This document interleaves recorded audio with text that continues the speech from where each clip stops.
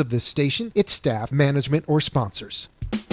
Are you a family caregiver? Are you caregiving for someone who can no longer take care of themselves? Are you overwhelmed?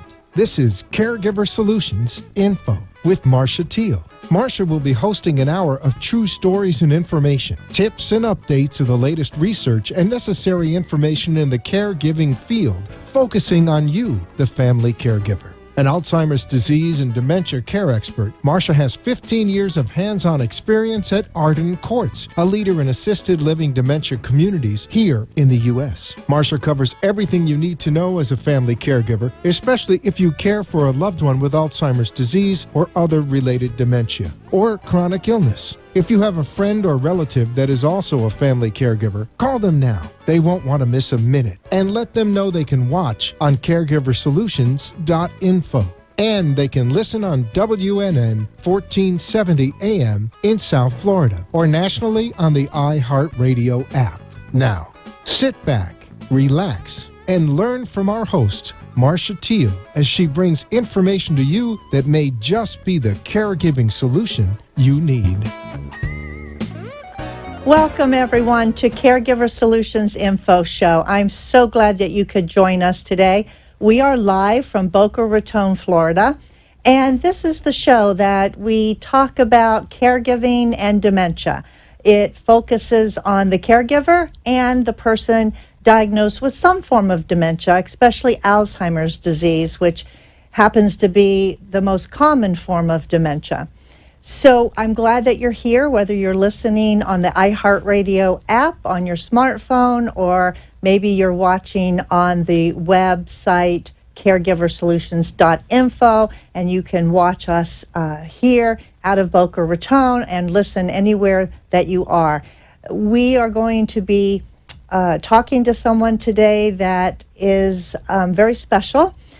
Because this person is going to be talking about Alzheimer's disease, not as an expert in the field and not as a caregiver, but actually as a patient. There is no known cure for Alzheimer's at this point in time, and no one knows even what causes it. So without a known cause and without a known cure, we're going to continue to have people diagnosed with Alzheimer's disease, and we're going to continue to have caregivers to take care of them. We don't know what causes it specifically. The researchers are doing a lot of digging to try to find that out, and there's a lot of concerns regarding lifestyle, regarding environmental factors, regarding hereditary factors, and even genetics, but we don't know for sure or how we can fix it, cure it, stop it. It's really scary. And there's early onset Alzheimer's disease and later onset Alzheimer's disease.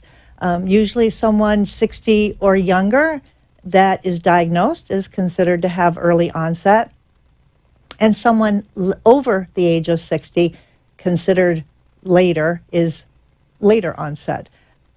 The chances of actually having Alzheimer's disease grows with age. So the older a person gets, the greater their chances of having this terrible disease. So we talk about it every week on the program. We have experts talking about different practices of elder law, social work, geriatric care management, physicians, scientists. Everyone is concerned that has a passion for this because we're all touched by it. We probably know someone, or we know a neighbor who's affected, or an extended family member. Maybe somebody that we work with has parents. Our friends have parents. We have parents. There's no escaping it. So I think the more that we talk about it and the more we share, the more we're going to be able to help each other. So this is what this show is all about. So I want to let you know that on the phone, joining us from Philadelphia is Jacqueline. Jacqueline, are you there? I'm here. Hi, Jacqueline. Thank you so much for calling into the show today. It was my pleasure.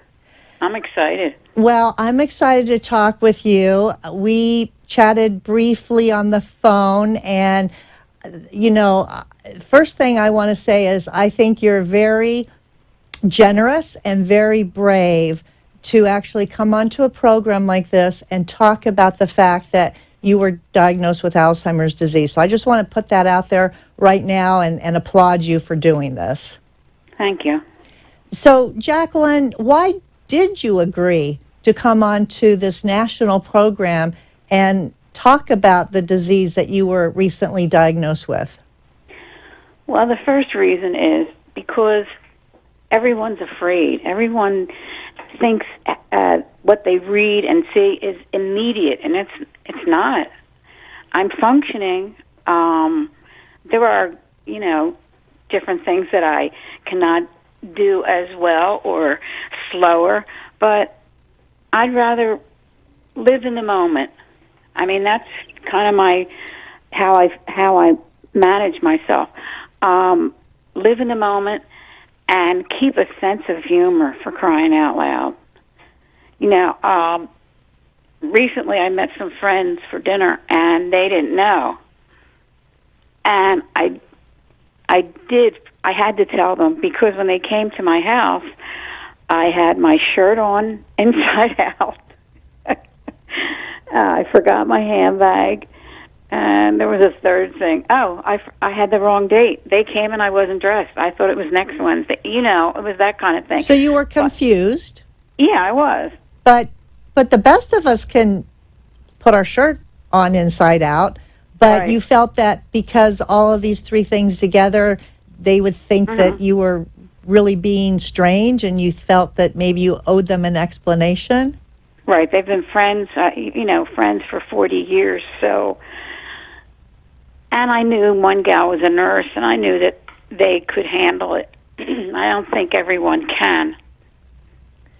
Well, you mentioned that the reason you came on, one of the reasons is because you think people are afraid and that the Alzheimer's disease is instantaneous and things start happening right away. So obviously, here you are. May I ask you how old you are? 74. You're a young 74.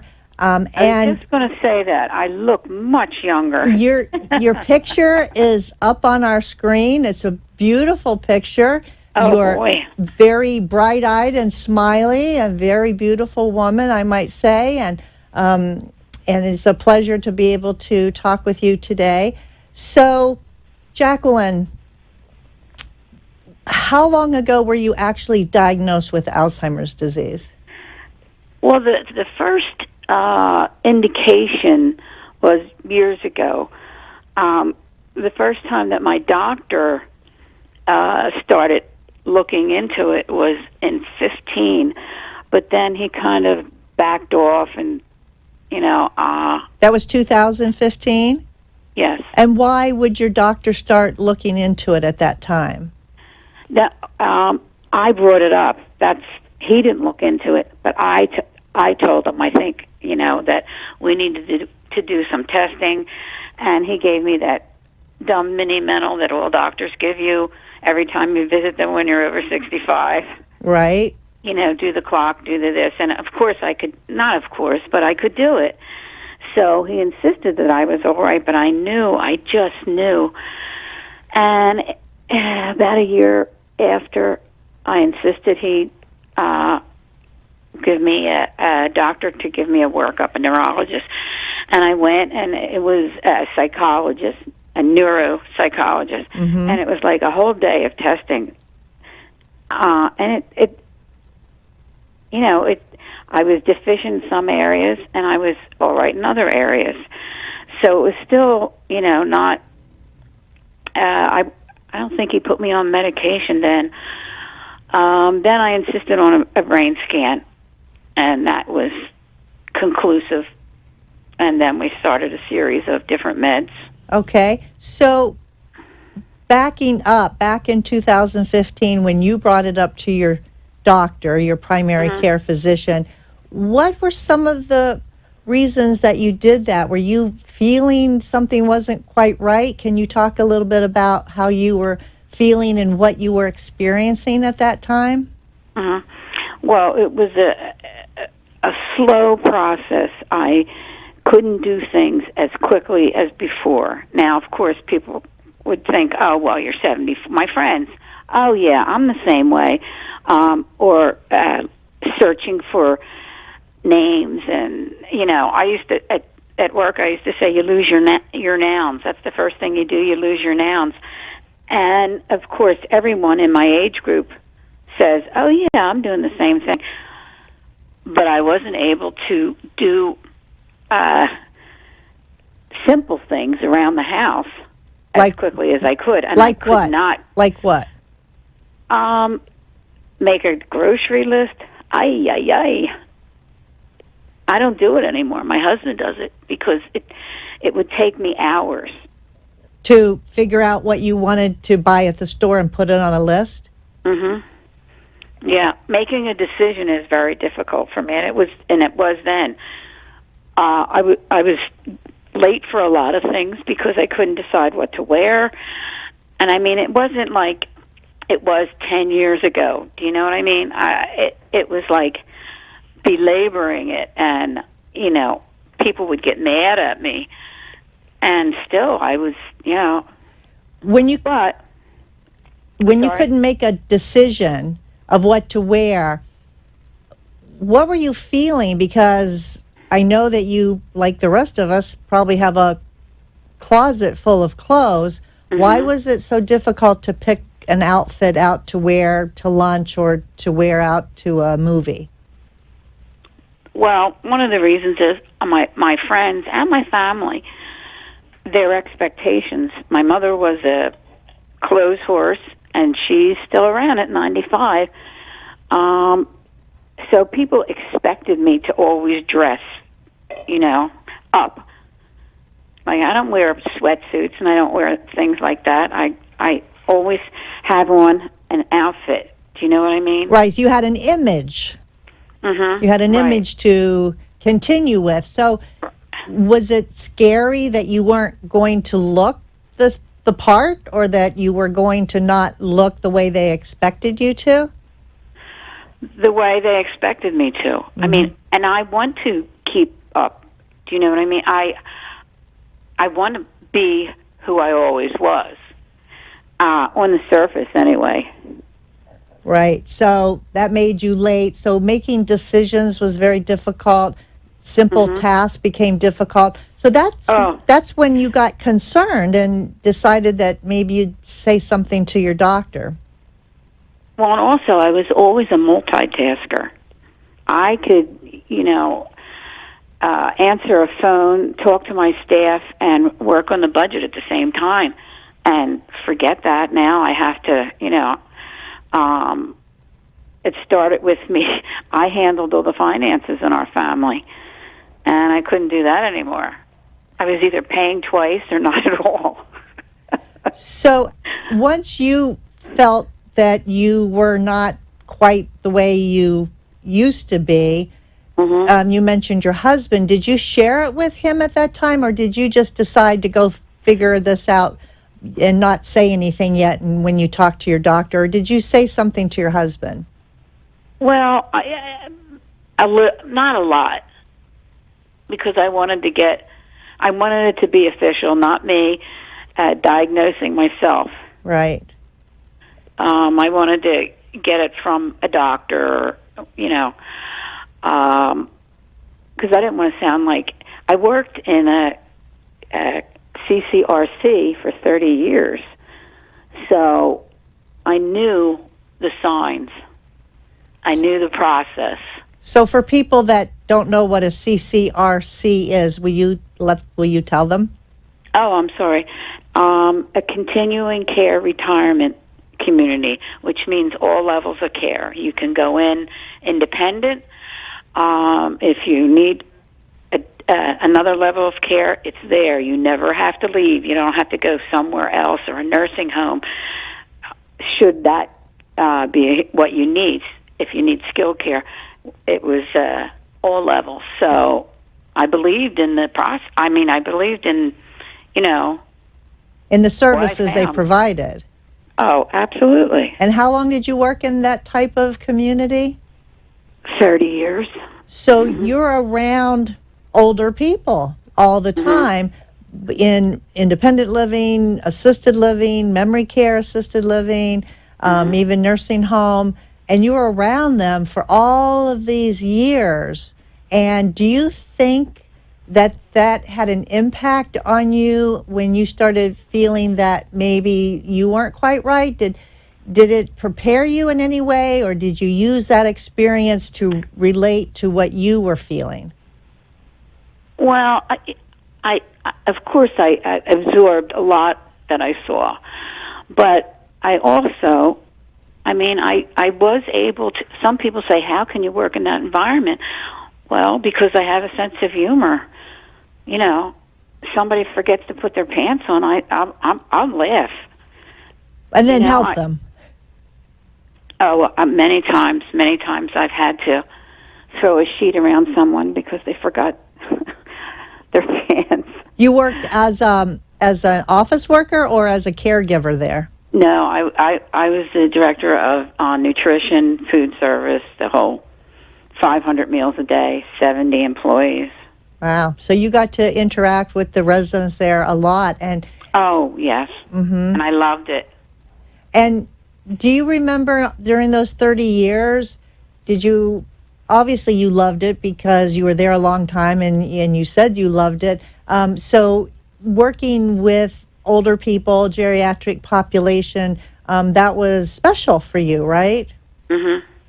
And people that have an affinity for working with older people, they have a way of communicating and a way of responding to them. It's a different way of communicating, obviously, when people are older and they have lost a lot of their abilities, and then if they get dementia, that's another layer. But you were able to still connect with those people and still provide them services with a sense of humor.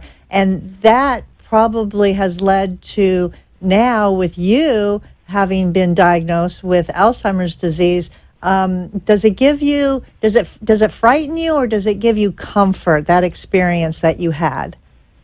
It gives me comfort because I used to tell the staff that could be your grandmother, that could be my staff was wonderful, especially in the care units. I couldn't have done the job without them. Did you I ever did it because they were so special. The staff, they would do anything for the residents. Sometimes they would do something that wasn't quite approved, like paint someone's fingernails, because she always had painted fingernails, and she was upset because her fingernails weren't painted. So I said, okay, go ahead. Right. We want to make her happy, and it didn't take much to do that. Did you ever think, gee, that could be me one day? Well, every week we had a round table meeting with all department heads, and everyone had to report in case we saw someone that needs some intervention. And in food service, you see everyone every day. And I'd go in and I'd sit, there was, 10 of us, and our psychologist, and I would say, every third person will get dementia. And of course I would count myself as number 1, 2, and you're going to get it, 3. And I used to tell people, we're looking in a mirror, looking at our residents. It's like a mirror. But I saw one resident that I just thought the world of. And I used to say, I want to be just like you when I'm your age. Well, guess what? She went into dementia. So her sister lived there too. She had it. And it was very upsetting to me to see her. But then I thought, she's here, and we all still love her, so. And now you're actually walking in her shoes at this point. Oh, yeah. Mm-hmm. Yeah. Well, Yeah. it's a terrible disease. I'm sorry you have that diagnosis. We're going to take a quick break, and Jacqueline will be staying on the phone. And when we come back from commercial break, we have a lot more to hear from Jacqueline. Stay with us.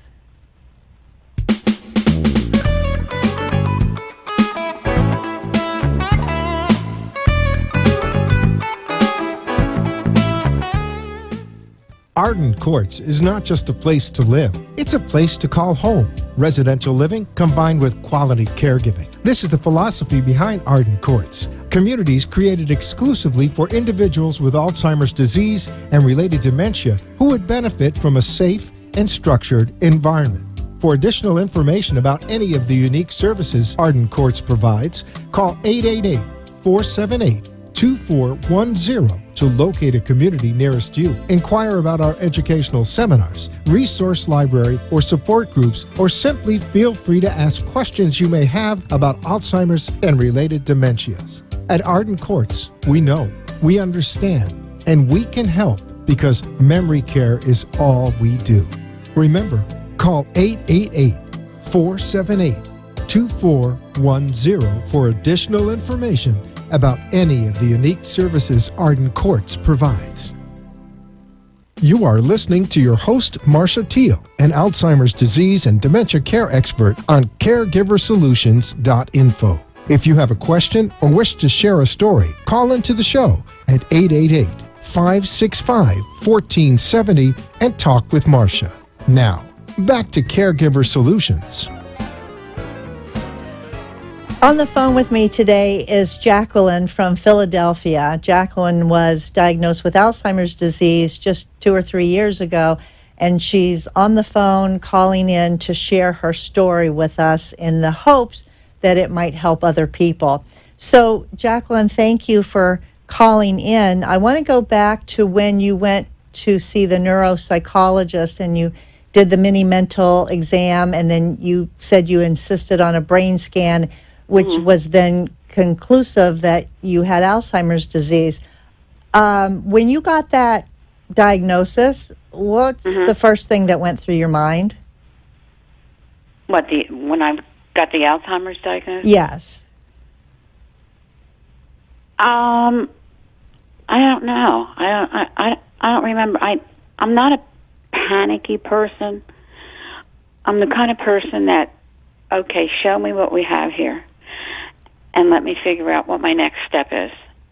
I always look for solutions, whether it's something immediate or if it's something long term, even though I live in the moment, and with that, my husband and I made sure we went to an elder lawyer and had all our papers in, wills and our what we want to happen. And actually, we're moving into a community. Into what kind of community? You mean like an assisted living? CCRC, continuing care. Like what you worked at for 30 years. We're going in to an independent, and then let whatever happens, happens. But I don't have to worry about my husband and my children. And, I just tell my girls, my daughters, just make sure I don't have chin hairs, And I'll say, Mom, but that's how I feel. You have to do what you have to do. So when you got that Alzheimer's diagnosis, did you tell everybody right away? Did you share with all of your family and all your friends? No. No? Mm-mm. Why? Because I was afraid they might treat me differently, because I've seen that happen. I was always quick, and I don't know, I was the go-to girl, and I worried about my daughters.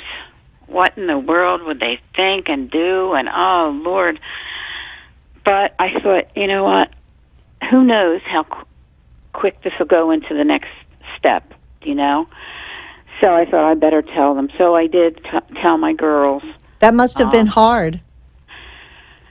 It was. They were here for dinner, and I said, girls, come in and sit down. And it was just them, not my grandboys or their husbands. It was just the three of us. And I told them this. I said, come up here, girls. And they're, is this good news or bad news, Mom? I said, well, it's not good news, but it's not real bad news. So then I told them, and the two of them, they were shot out of guns, came over to me, because we were all sitting on a different surface, and put their arms around me and said, it's okay, Mom, we got your back. Aw.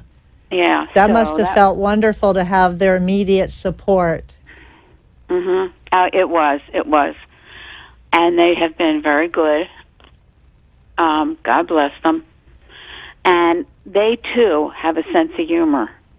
And that, you know, if something crazy happens, I'll say to them, oh, guess what Nana did today? And we'll laugh together. And that's important. Absolutely. If I didn't have my sense of humor, I don't know what I'd do. What about your husband? How does he fit into all of this? Is he afraid for you? Is he a caregiver? I think you mentioned to me on our other conversation that he recently had a stroke or a heart attack? A stroke. A stroke. Yeah. So are you taking care of each other at this point? Happening here. My daughter said to me the other day, she thinks he's taking it harder than me. But we have a lot of stress. We're also moving. Mm-hmm. You know, so it's his house. Our house is 4 stories, up and down, up and down, up and down. You know, we're trying to pack, and we've done a lot of packing. You know, so the stress never stops. There's a lot of stress. I mean, for the family, for yourself, and now you're preparing for what the future might bring. What about brothers and sisters? Do you have siblings? Mm-hmm. 2 brothers, 2 sisters. And are they all aware of your diagnosis? They are now. Well, they are now if they're watching the show. Yeah, absolutely. I told my one sister, she lives near me, and I hadn't told anybody yet at that point. And we all went out for dinner for another sister. It was her 45th anniversary, and all the siblings were there. And my youngest brother was sitting next to me, and he leaned over and he said, Jack, what's up? What's going on? I said, what do you mean? He said, you know what I mean. I don't think he wanted to say the word. And I was going to make him. And I said, I don't get it, Edward. Tell me what you mean. And he said, you know, and he said it real funny, dementia. And I said, oh, how did you find out? He said, my sister. Pam told me. And he said, what should I do? What can I do? That's what he asked you. Mm-hmm. I said, nothing really. I said, right now, I'm, you know, okay. I said, listen, if I go into the ladies' room and I come out with my underpants on my head, pay no notice, pretend it's normal. So, and he laughed, you know. So that was it. They all know. And then I started telling my friends, not all of them, the ones that I thought could handle it. Why do you think some of your friends couldn't handle it? Well, it was like some of the residents. They would be sitting with someone for years, and the someone would get dementia, and I had residents come to me and say, I can't sit with her anymore. You have to tell her. It's like, how could you? And it wasn't like the person was eating with their hands. You know, it wasn't socially unacceptable, the behaviors, yet. Maybe But just annoying to the person, or yeah, it was annoying, and she couldn't carry a conversation like she always did. right. And I just thought, oh, do I want to go through that? Maybe I should just let them figure it out themselves when I start to be obvious, which I'm not yet. I mean, when I tell someone, they just say, "Oh, come on." They Get can't. out. They don't believe you, do they? No, they don't. No, they don't. And that makes me feel uncomfortable because it's like I have to defend. I have to go through the whole ritual. Well, okay, I started, and I did this, and then I did that, and, it's tedious for me. It's boring. Would to have to repeat it over and over again because you're trying to convince them that it's true. Mm-hmm. Yeah. Wow. So, yeah, that's annoying. But once everybody knows, I guess it'll be less annoying. Well, it's hard to share in the first place, and then have your friends not believe you. Do you think that's because if they're about the same age that you are, do you think that's because they don't want to believe it because they don't want it to happen to them, or they're afraid Right, if they acknowledge it that it could don't happen want it to be them? a mirror. Mm-hmm. I think that's part of it. And the other part is if Jackie can have it, like it's not discriminating. It's anyone can wake up with it. That's right. That's true. Does it run at all in your family, your parents or grandparents? My mother's 95 and she has dementia. And she's in a nursing environment. Uh-huh. And now, your siblings, like now that you have that diagnosis, where are you in the lineup of your siblings? I'm the oldest. You're the oldest. So all your rest of your siblings are younger. Do you think, or have they expressed to you that, gee, mom had it, now, sis has it, what's going to be down the road for us? Do you think they worry about that? Oh, absolutely. And absolutely. Do you all talk about? No, we don't talk about it. You don't talk about it? Mm-mm. About for them to go get tested or to get educated, maybe? And I'm sure they've all thought about it. And now, of course, since it's being brought up here, I'm sure. I had hip replacement, and my next sister in line had hip replacement, and the next sister is doing everything she can because her hip has been bothering her. So she has a trainer, and she's working out, and doing all the right things. That's good. So, you got to be prepared, and you're you're preparing for your future, thinking about where you want to live, thinking about and getting your legal documents in place. So I have more questions for you, Jacqueline, so stay on the phone, and viewers, stay with us. We'll be right back after this commercial break.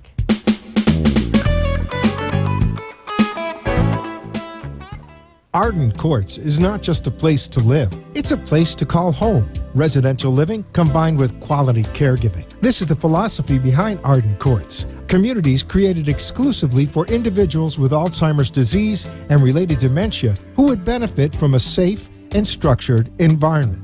For additional information about any of the unique services Arden Courts provides, call 888-478-2410 to locate a community nearest you. Inquire about our educational seminars, resource library, or support groups, or simply feel free to ask questions you may have about Alzheimer's and related dementias. At Arden Courts, we know, we understand, and we can help because memory care is all we do. Remember, call 888-478-2410 for additional information about any of the unique services Arden Courts provides. You are listening to your host, Marcia Teele, an Alzheimer's disease and dementia care expert on CareGiverSolutions.info. If you have a question or wish to share a story, call into the show at 888-565-1470 and talk with Marcia. Now, back to Caregiver Solutions.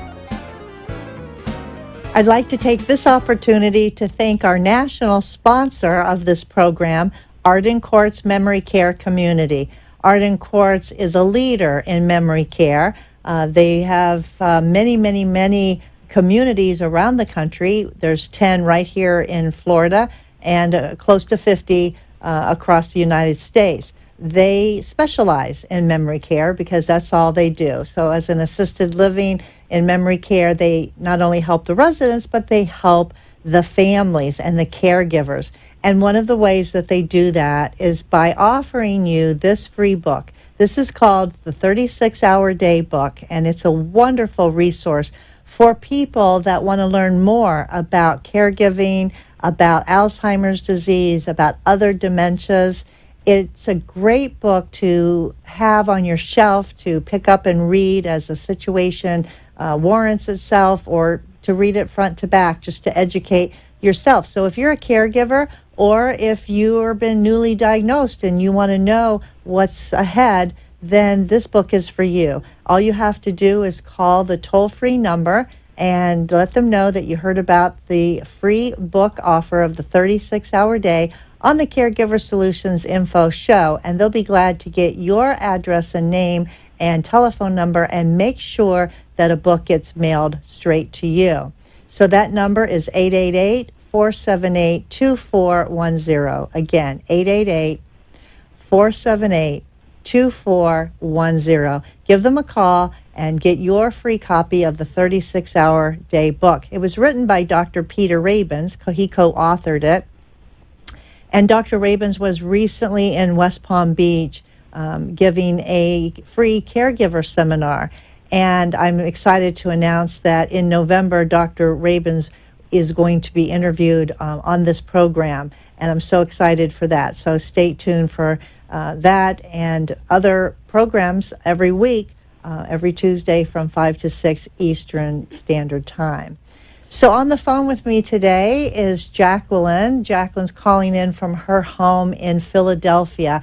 And Jacqueline has been sharing that she's been recently diagnosed with Alzheimer's disease.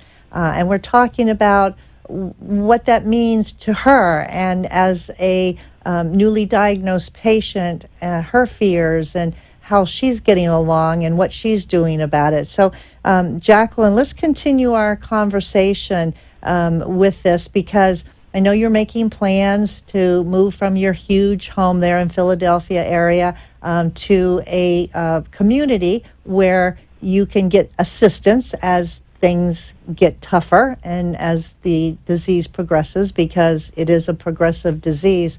What worries you the most for the future? Well, my family, my husband and my daughters, my siblings. You know, I worry about them and the effect it's going to have on them. And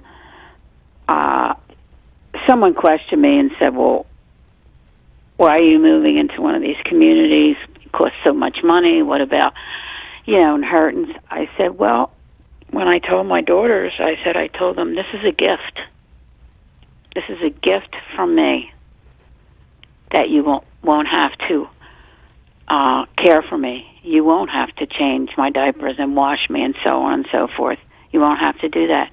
You just come and visit and hold my hand when I get bad. So, and pluck my chin hairs. Don't forget that. Don't forget that. No. So that's, but in the meantime, I do everything I can to keep myself as with it as I can. Okay, so let's talk about that. Are you changing your lifestyle at all? As far as diet, exercise? No. No? No. But as far as my diet, a couple years ago, I went on I changed my habits, let's say. I don't like to say I went on a diet, but I lost 40 pounds, and I've kept it off. So I did that because I told my doctor I wanted to be the poster girl for Alzheimer's. Aww. So I've done that, but I also do, and have been for a couple of years. I do every AARP puzzle. I do. I can't do crosswords like I used to. I have to do easy ones, but I try to keep my mind. I'm constantly online, playing solitaire, and trying to challenge myself so that I don't lose it as fast as you can. I don't know. I don't know how that works. I don't, use it or lose it. Well, they say that if you don't challenge your brain, it will deteriorate faster because you want to, build up that muscle power not only in your body but your brain. And the experts say that if you challenge yourself to push, to learn more or to do something a little bit challenging and not the easy stuff, that it's a really good exercise for your brain. Mm-hmm. I also, I don't remember how I found it. I think it was through Pennsylvania Hospital, a format where it was by phone. It's like group therapy. And there's a psychologist on the line, and then there are, people who have been diagnosed. This particular one, there's a gentleman from California. He was a neuropsychologist. He's retired. There was a man from Georgia, retired military.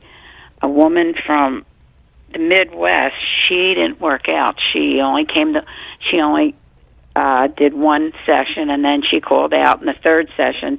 Her husband called her out like she's never coming back.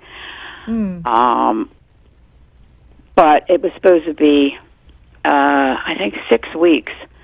But the facilitator extended it because the gentleman said they can't give it up. They really need it.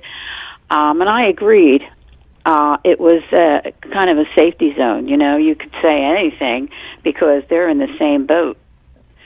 And it was interesting, and sometimes it was fun. So, I was with my peers. It's like a support group, but on the telephone with people from all over the country. Mm-hmm. Yes. And yes. Have you finished that session, or are you still doing them?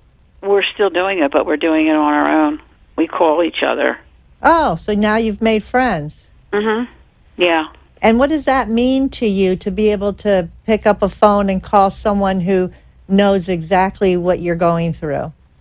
Oh, it's a safety. I can't remember the phrase for it.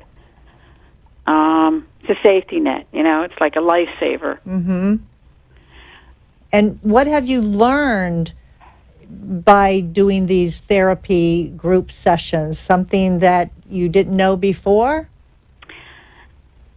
Well, I've learned that everyone handles it differently, mm-hmm. but I feel that the ones that have the most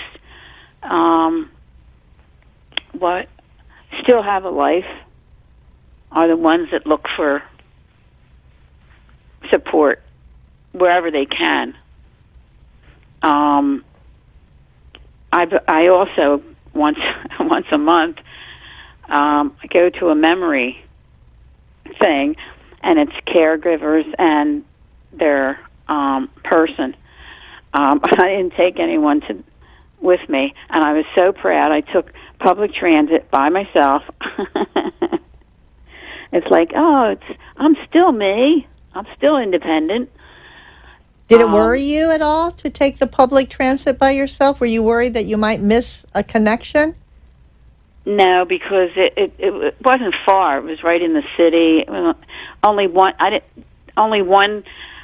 vehicle. I didn't have to transfer to something else. Like go from a bus to a train. I didn't have to do that. It was one conveyance, and and I had to walk a block from there, and it wasn't a big deal, and I felt very empowered. And it was an interesting. They have something different every week. They will have speakers or they had musicians from the Curtis Institute. If you don't know what that is, it's like the music school. And one week they had, therapy dogs, and I mean, it's interesting, and the people are interesting. So you mentioned that people come that have been diagnosed with dementia, a type of dementia, whether it's Alzheimer's or another form of dementia, and they bring their person. You said they bring their person, but you went by yourself. Who's your person, Jacqueline? Well, there was a caregivers format here in the city, and I signed my girls and my husband up, and I went because I thought they're going to be scared to go by themselves. So I went with them. But I don't feel right now. I feel I need to be as independent as I can for as long as I can. And that's a good thing to do, but knowing, though, you do have the support of your family to lean on. Oh, yeah.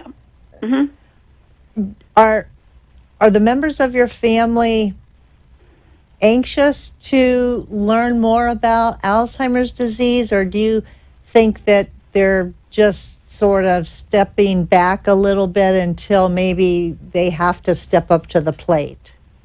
That may be. They So don't ask me for information or, they do ask you? No. Oh, they don't ask you. No. And they, I don't know. We don't really talk about that part of it that much. Everybody has, suggestions on how and so on and so forth. But I am still very independent, and I still insist on making my own decisions. And you should, as long as you can. And well, I worry about losing my credibility. That's huge for me. do you worry that in the future you won't know when things are happening to you, that you won't be as aware so that you can continue to be independent? Are you worried about when that time comes, the changes that are going to happen? Mm-hmm. Well, I don't know. I think I'm so aware. I've always been so aware, in tune. We don't have any cars. We got rid of our cars. I sold mine in May. I don't know, 2-3 years ago. Because we always said we were going to be carless because we live in the city. There's public transit, and who drives in the city? Outsiders drive in the city. Okay. Because of the parking and so forth. So I did that. I sold my car, and I was driving my husband's car, and I had an accident. Oh, recently? 2 years ago. 2 years ago. Uh-huh. And I totaled it. Wow. So, what? So he said, well, this is a sign. We're not going to get another car. And I said, okay. Of course, I Uber a lot.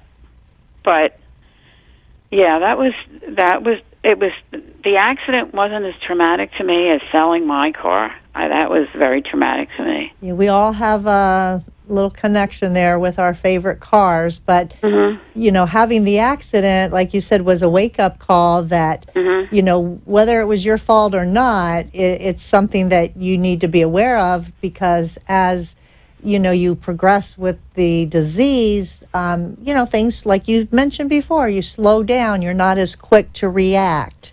You don't remember certain things because, it comes and goes. So it was probably a good decision on your part. Well, the thing was, I didn't know if I should speed up or slow down. I saw this car coming for me. I thought, he's going to hit me. And I couldn't decide whether to go faster, accelerate, or put on the brakes. And you know what? That makes sense, because what you told us earlier in the show about picking out clothes to wear, you couldn't make a decision about clothes to wear and how decision making is more difficult for you. So that kind of goes hand in hand with what you've already shared with us. So, it really affects all areas of our life, of behavior, decision making, all of that. We're going to take our last little break, and when we come back, we'll have some parting words to talk to Jacqueline about. So stay with us.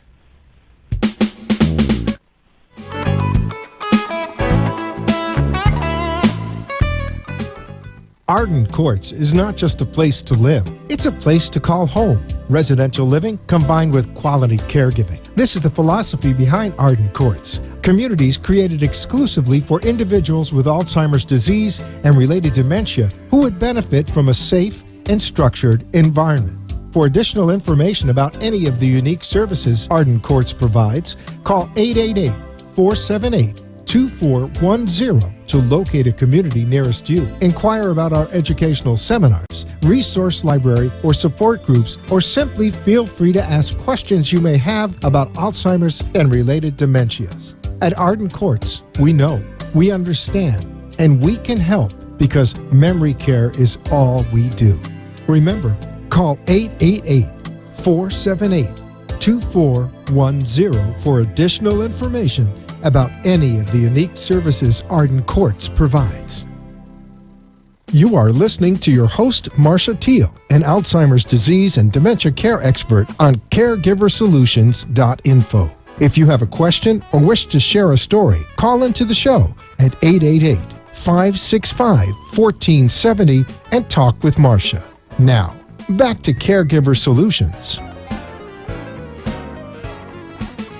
My guest today is Jacqueline from Philadelphia calling in. Jacqueline is 74 years old and recently, in the last couple years, diagnosed with Alzheimer's disease. So, Jacqueline, I want to thank you for sharing and talking about such a personal matter. But I have a question for you, a couple questions, actually.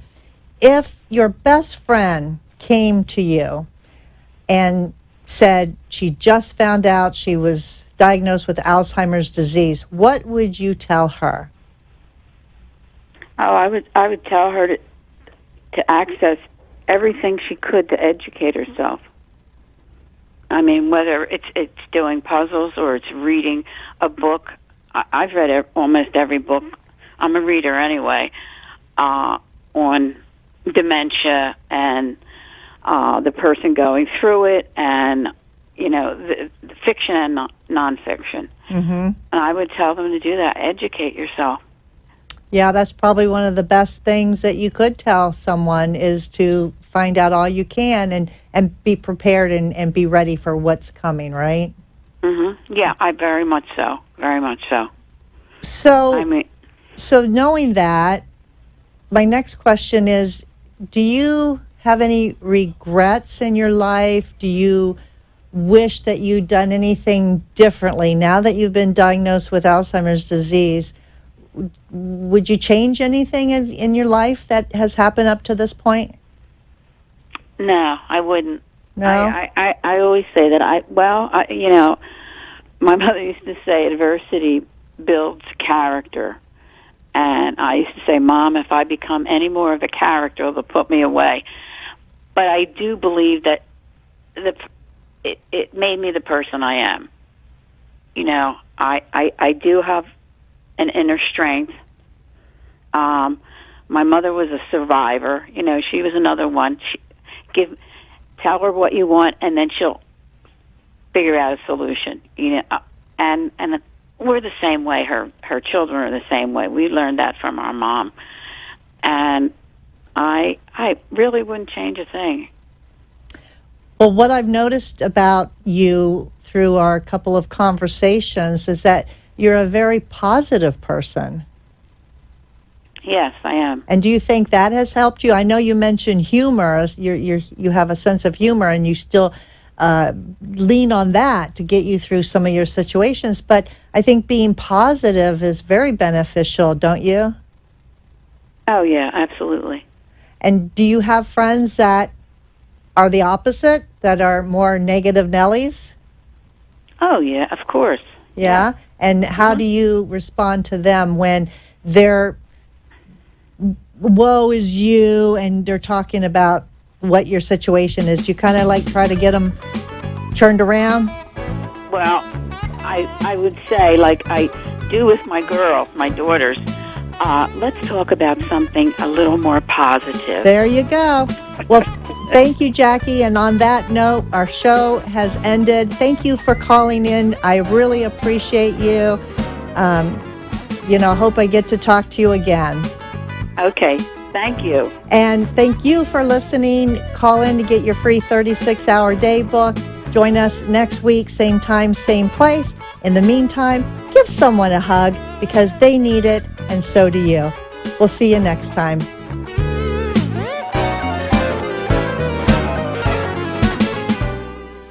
Thanks for joining us for this week's Caregiver Solutions with Marcia Teele. Join us next week as Marcia, who has 15 years of Alzheimer's disease and dementia care experience, brings you more needed information to help with the care of your loved one. This show can be seen again on caregiversolutions.info, and questions can be left on the site, which may be used on the program to help others. See you next week for more Caregiver Solutions. The opinions expressed on the preceding sponsored program were strictly